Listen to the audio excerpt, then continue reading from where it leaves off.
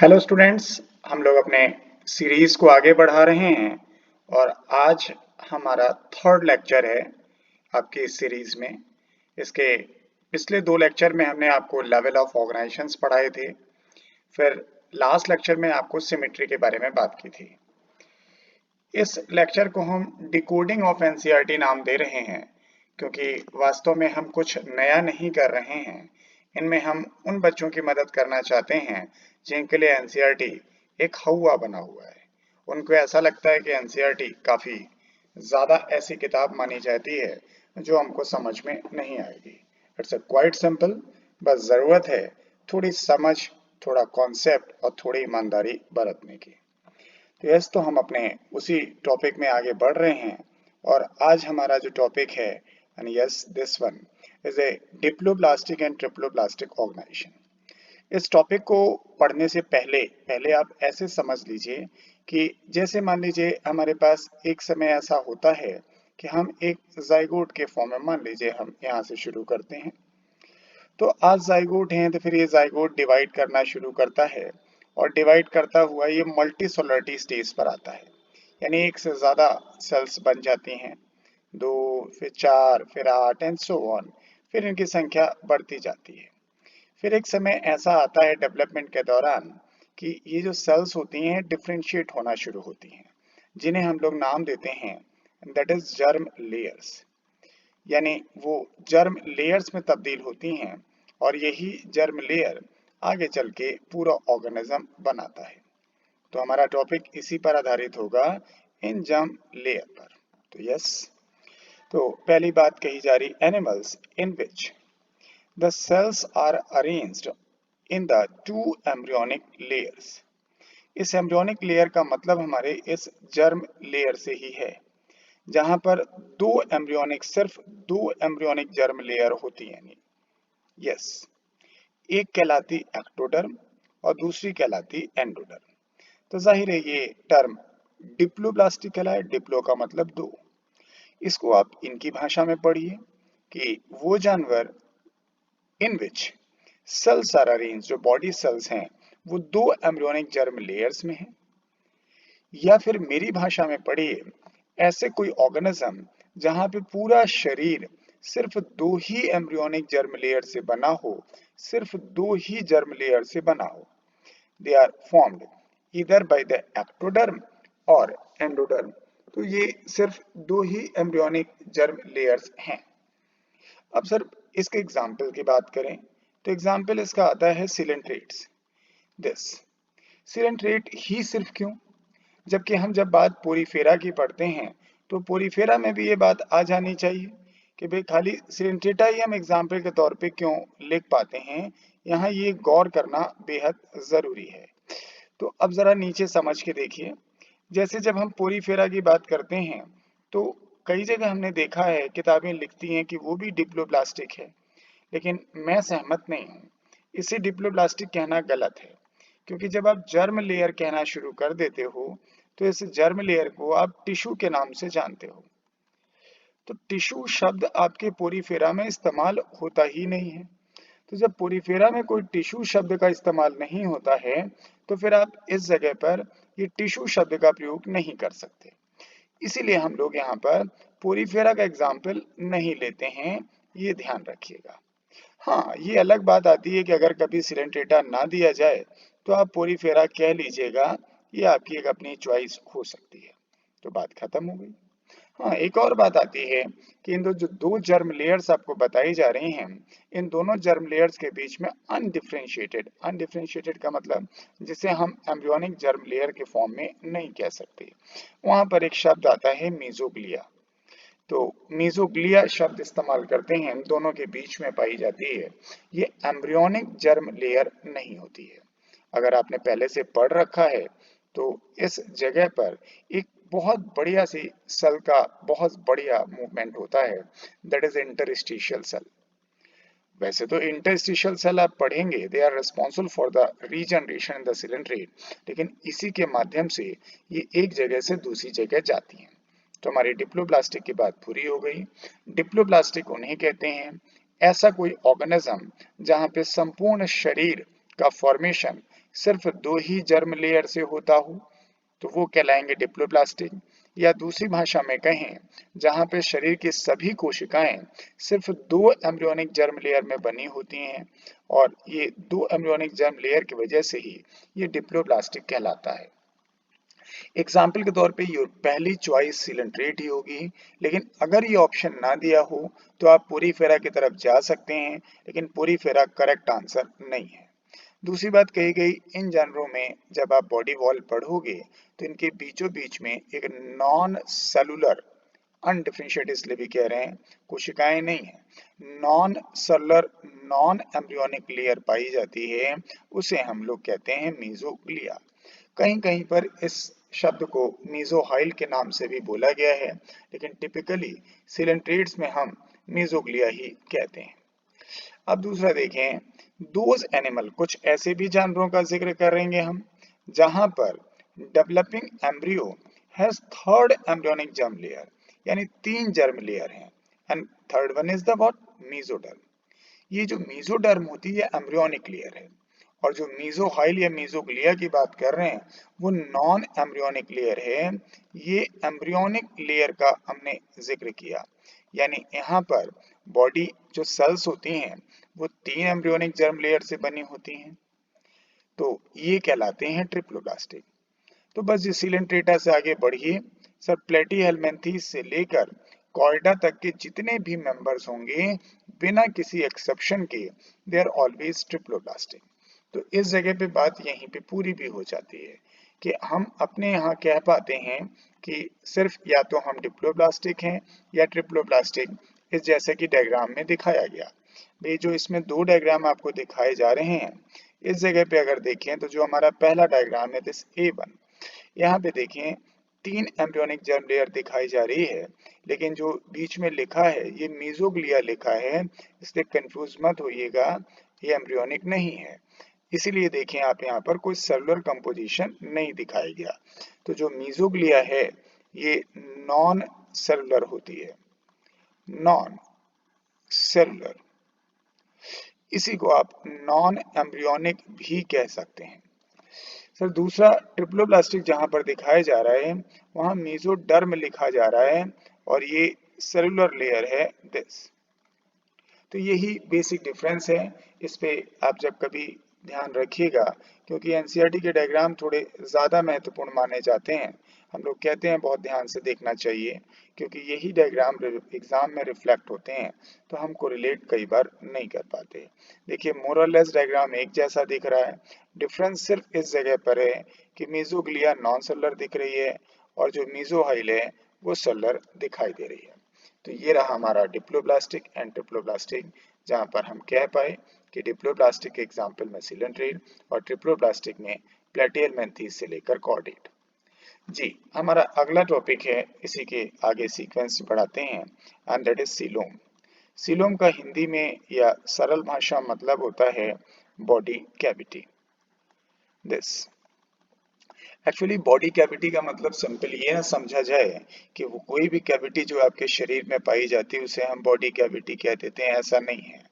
Actually this body cavity is present between the body wall and the digestive tract.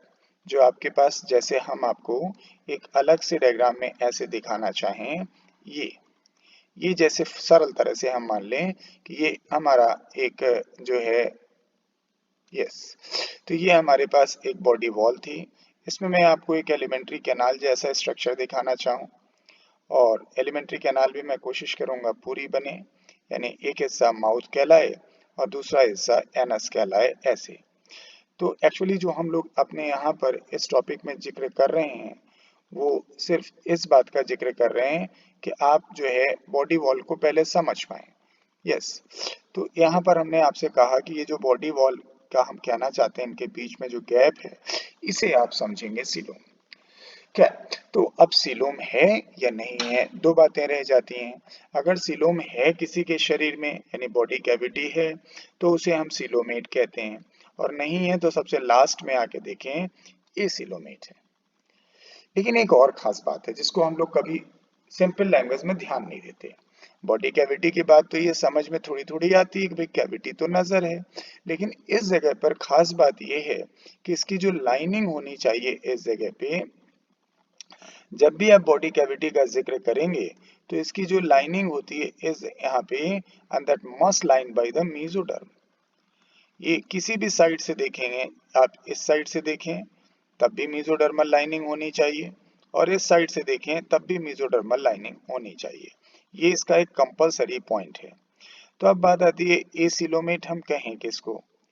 तो पहली बात तो जहां मेसोडर्म है ही नहीं वहां तो सीलोम होने का प्रश्न ही नहीं उठता ना। तो पोरीफेरा और सिलेंट्रेटा को तो आप भूल जाइए, उसको आप इस कैटेगरी में लाइएगा नहीं। हाँ, एक सबसे महत्वपूर्ण बात इस जगह रहती है जो बहुत इंपॉर्टेंट है, दैट्स ए प्लेटीहेल्मिन्थेस। प्लेटीहेल्मिन्थेस यानी फ्लैटवर्म, ये ऐसे जानवर हैं या ऐसा ग्रुप है जहां पर मेसोडर्म तो है लेकिन सर वो बॉडी कैविटी नहीं पाई जाती है, इसलिए एसिलोमेट की चॉइस यही है।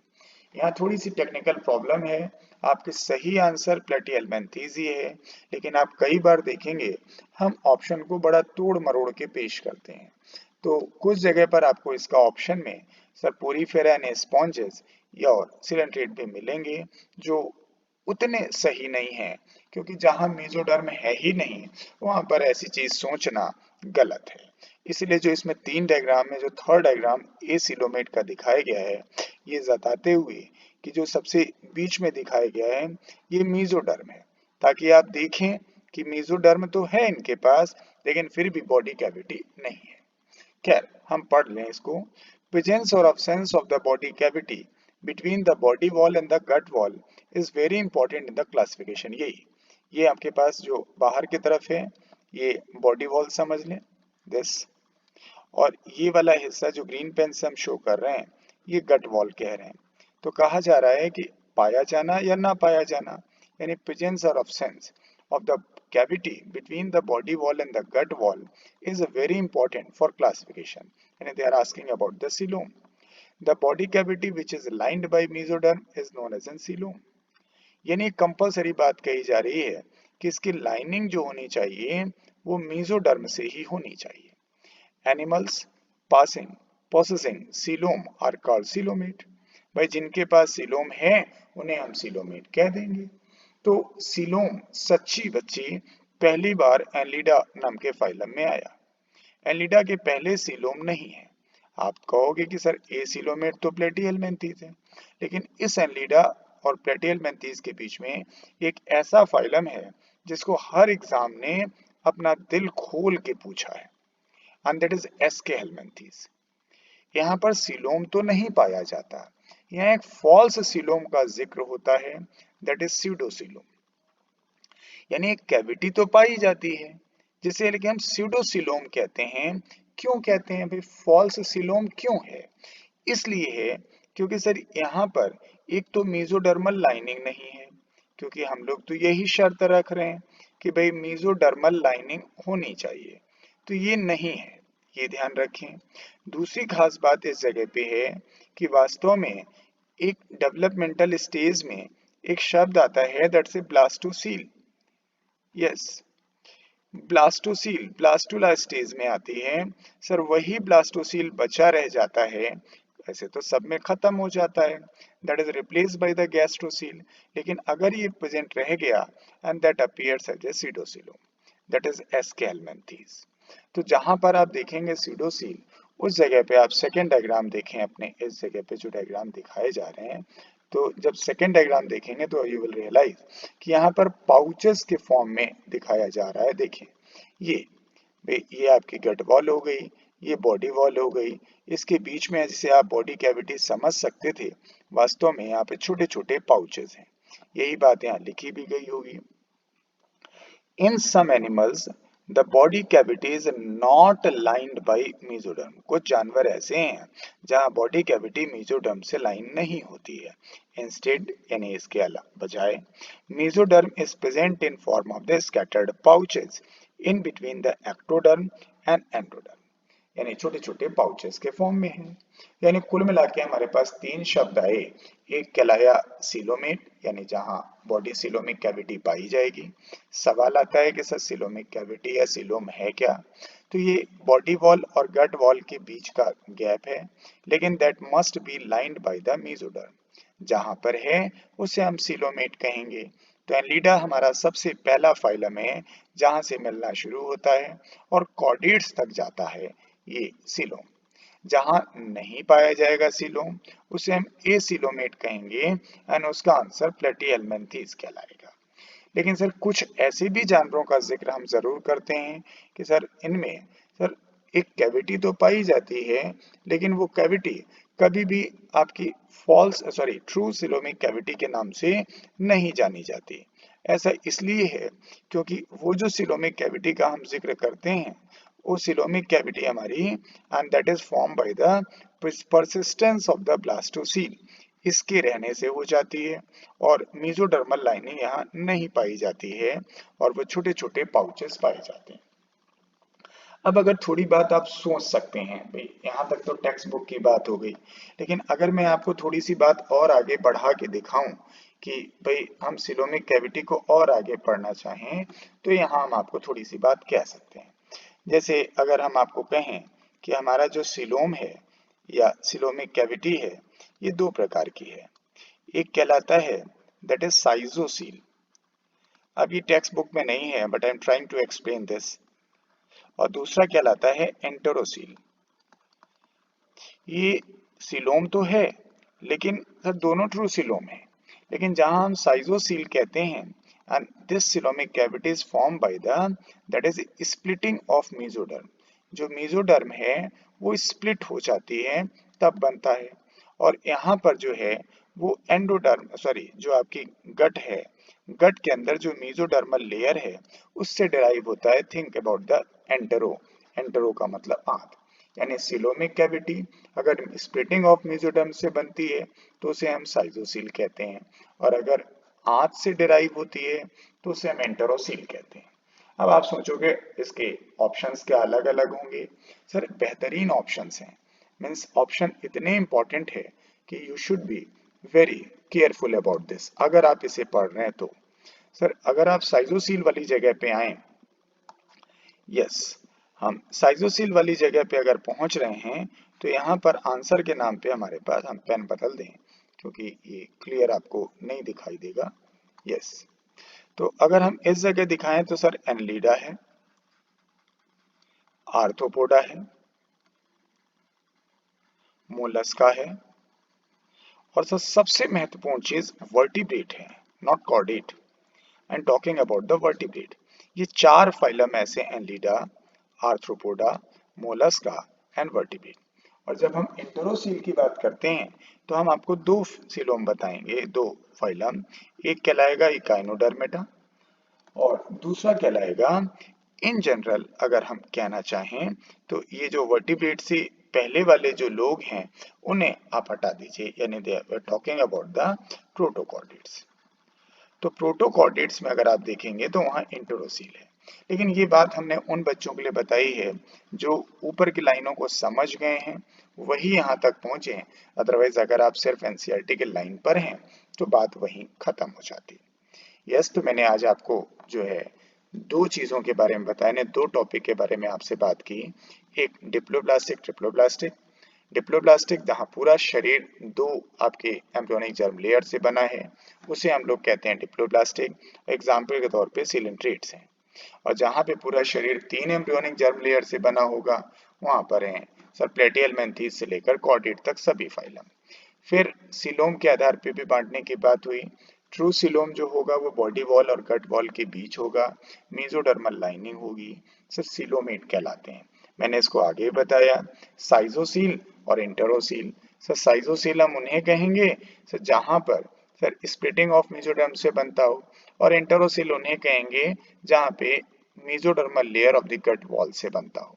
सीडोसिलोम का एग्जाम्पल, सीडोसील का एग्जाम्पल जो है वो एस्केल्मेंथीज है। जितने भी यहाँ एग्जाम्पल लिख रहे हैं उनमें सबसे इंपॉर्टेंट एग्जाम्पल है सीडोसिलोम। यहाँ फ्लूइड भरा रहता है सीडोसिलोमिक फ्लूइड। यहाँ पर जो सिलोमिक कैविटी है वो फॉल्स है, क्योंकि that is surrounded by A that is pouches. यहाँ मेसोडर्मल लाइनिंग नहीं होती है, एक्चुअली ये ब्लास्टोसील का बचा हुआ हिस्सा है। लास्ट है ये सीलोमेट, जहां सीलोम होता ही नहीं है।